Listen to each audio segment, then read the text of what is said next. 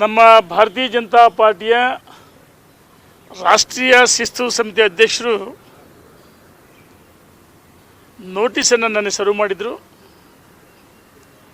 ಇಂದು ನಮ್ಮ ಶಿಸ್ತು ಸಮಿತಿಯ ಅಧ್ಯಕ್ಷರಿಗೆ ನಾನು ಉತ್ತರವನ್ನು ಕಳಿಸಿದ್ದೇನೆ.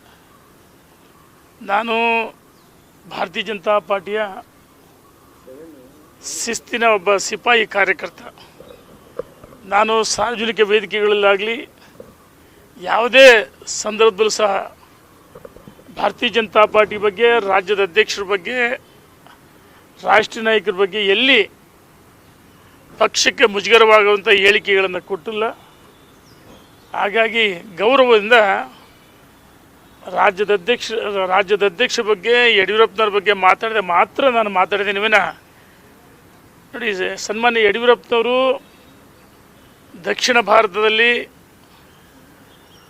ಕರ್ನಾಟಕ ಹೆಬ್ಬಾಗಿಲು, ದಕ್ಷಿಣ ಭಾರತ ಹೆಬ್ಬಾಗಿಲು ಕರ್ನಾಟಕದಲ್ಲಿ ಭಾರತೀಯ ಜನತಾ ಪಾರ್ಟಿಯನ್ನು ಕಟ್ಟಿ ಬೆಳೆಸಿ ಅಧಿಕಾರಕ್ಕಂಥ ಒಬ್ಬ ಮಹಾನ್ ನಾಯಕ.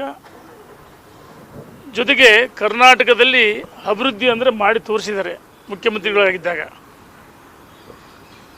ಆಡು ಮುಟ್ಟದ ಸೊಪ್ಪಿಲ್ಲ, ಯಡಿಯೂರಪ್ಪನವ್ರು ನೋಡದೇ ಇರ್ತಕ್ಕಂಥ ಹಳ್ಳಿಗಳಿಲ್ಲ, ಕೋಳಿ ಕೂಗದ ಹಳ್ಳಿಗಳೇ ಇಲ್ಲ, ಯಡಿಯೂರಪ್ಪನವ್ರು ನೋಡೇ ಇರ್ತಕ್ಕಂಥ ಹಳ್ಳಿಗಳಿಲ್ಲ. ಹಾಗಾಗಿ ಯಡಿಯೂರಪ್ಪನವ್ರ ಬಗ್ಗೆ ಕಳೆದ 4-5 ವರ್ಷಗಳಿಂದ ಕೆಲವರು ಅಧಿವೇಶನದ ಒಳಗೆ ಹೊರಗೆ ಅಪಮಾನ ಮಾಡಿದಾಗ ಮಾತ್ರ ಮಾತಾಡಿದ್ದೀನಿ.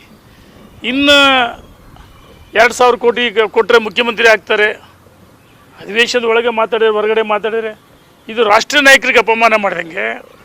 ಯಾರು ರಾಷ್ಟ್ರೀಯ ನಾಯಕರ ಬಗ್ಗೆ, ಸಂಘ ಪರಿವಾರದ ಬಗ್ಗೆ, ರಾಜ್ಯದ ಅಧ್ಯಕ್ಷರ ಬಗ್ಗೆ, ಯಡಿಯೂರಪ್ಪನವ್ರ ಬಗ್ಗೆ ಮಾತಾಡಿದಾಗ ಅನಿವಾರ್ಯವಾಗಿ ಕಾರ್ಯಕರ್ತರ, ಮುಖಂಡರ ಅಪೇಕ್ಷೆ ಅಂತ ನಾನು ಮಾತಾಡಿದ್ದೇನೆ ವಿನಃ ಯಾವತ್ತೂ ಪಕ್ಷಕ್ಕೆ ಮುಜುಗರ ಆಗತಕ್ಕಂಥ ಕೆಲಸಗಳನ್ನು ನಾನು ಮಾಡಿಲ್ಲ.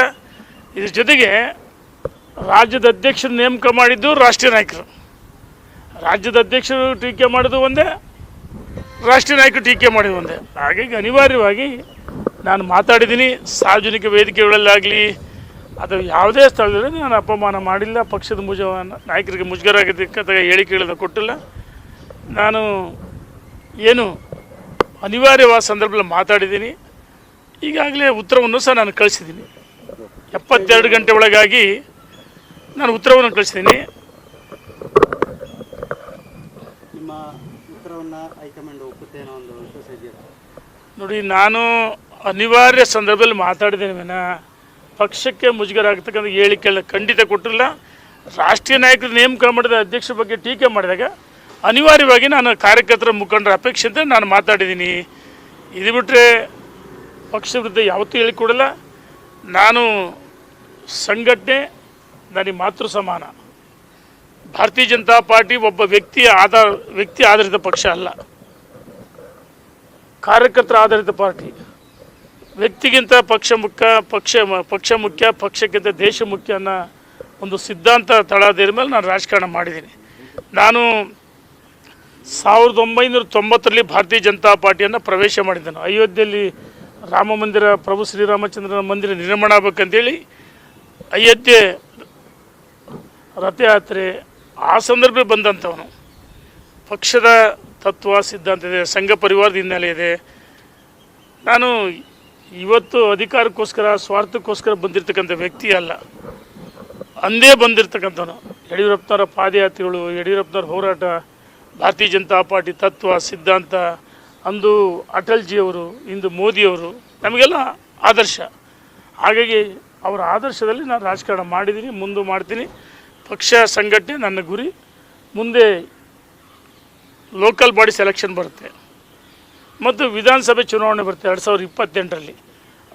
ನಮ್ಮ ಕಾರ್ಯಕರ್ತರಿಗೆ ಅಧಿಕಾರವನ್ನು ಕೊಡಬೇಕು, ರಾಜ್ಯದಲ್ಲಿ ಭಾರತೀಯ ಜನತಾ ಪಾರ್ಟಿ ಅಧಿಕಾರಕ್ಕೆ ಬರಬೇಕು. ಇದು ನಮ್ಮೆಲ್ಲರ ಗುರಿ, ನಮ್ಮ ರಾಷ್ಟ್ರೀಯ ನಾಯಕರ ಗುರಿ ಇದೆ. ಅವರ ಅಪೇಕ್ಷೆ ಅಂತ ನಾನು ಪಕ್ಷದ ಸಾಮಾನ್ಯ ಕಾರ್ಯಕರ್ತನ ಕೆಲಸ ಮಾಡ್ತೀನಿ. ಏನಂದ್ರೆ ಒಂದು ಸಿಂಪಲ್ ಅಂದರೆ ಇದು ಪಾರ್ಟಿ ಇಂದರ್ ಮ್ಯಾಟರ್. ಸ್ವಾಮೀಜಿ ಹೇಳ್ತಾರೆ ಯತ್ನಾಳ್ ಮೇಲೆ ಇರತಕ್ಕಂಥ ವಿಚಾರದಲ್ಲಿ ಅವ್ರು ವಿಡ್ರಾ ಮಾಡೋದು, ಇಲ್ಲಾಂದರೆ ಗಂಭೀರ ಸ್ವರೂಪದ ಪರಿಣಾಮಗಳಾಗುತ್ತೆ, ಹೋರಾಟಕ್ಕೆ ಇಳಿತೇನೆ ಅಂತ ಹೇಳ್ತಾರೆ. ಈ ಸ್ವಾಮೀಜಿಗೆ ಏನು ಹೇಳ್ತೀರಿ ಸರ್? ನನಗೆ ಪರಮ ಪೂಜ್ಯರ ಬಗ್ಗೆ ಅತ್ಯಂತ ಭಾಳ ಗೌರವ ಇದೆ. ಜಯ ಮೃತ್ಯುಂಜಯ ಸ್ವಾಮೀಜಿಗಳು ಇರ್ಬೋದು, ಯಾವುದೇ ಮಠಾಧೀಶರು ಇರ್ಬೋದು, ಮಠಾಧೀಶರ ಬಗ್ಗೆ ನನಗೆ ಅಪಾರವಾದ ಕಾವಿ. ನಮ್ಮ ಧರ್ಮ, ನಮ್ಮ ಸಂಸ್ಕೃತಿ, ಪರಂಪರೆ ಉಳಿಬೇಕಂದ್ರೆ ಅನ್ನದಾಸೋಹ, ಶಿಕ್ಷಣ ದಾಸೋಹ, ಜ್ಞಾನ ದಾಸೋಹದ ಮುಖಾಂತರ ನಮ್ಮೆಲ್ಲರಿಗೂ ಜಾಗೃತಿ ಮೂಡಿಸ್ತಕ್ಕಂಥ ಕೆಲಸನ ನಾಡಿನ ಮಠಾಧೀಶರು ಮಾಡಿದ್ದಾರೆ. ಮಠಾಧೀಶರ ಬಗ್ಗೆ ಗೌರವ ಇದೆ, ಕಾವಿ ಬಗ್ಗೆ ನಮಗೆ ಅಪಾರವಾದ ಗೌರವ ಇದೆ.